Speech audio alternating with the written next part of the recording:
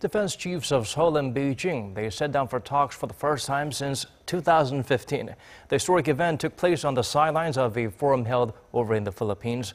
Upon his return home, Minister Song Young-moo said the meeting itself was an important first step and expressed hope bilateral relations can get back on the right track after months of tensions built over South Korea's anti-missile system deployment.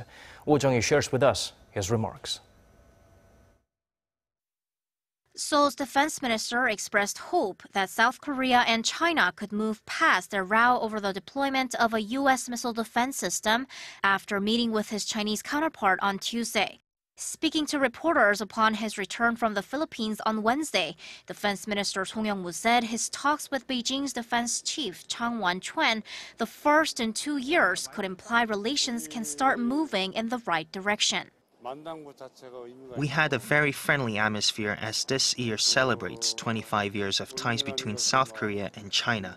I believe that us having a meeting in and of itself is meaningful, and that our relations will turn out better than the past.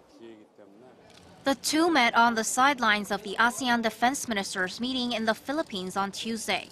The details of that meeting are not to be released, but many expect the two sides to have exchanged their views on South Korea's THAAD deployment and the nuclear and missile threat from North Korea.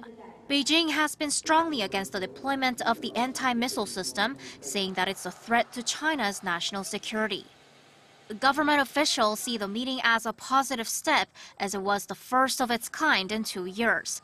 At the last meeting between the two countries' defense ministers in 2015, Minister Chang Wanquan expressed concerns over South Korea's THAAD deployment, and all interactions came to a halt in November that year. Also noticeable is that Tuesday's meeting took place on the final day of China's Communist Party Congress, during which Beijing tends not to send out high-level officials to overseas events.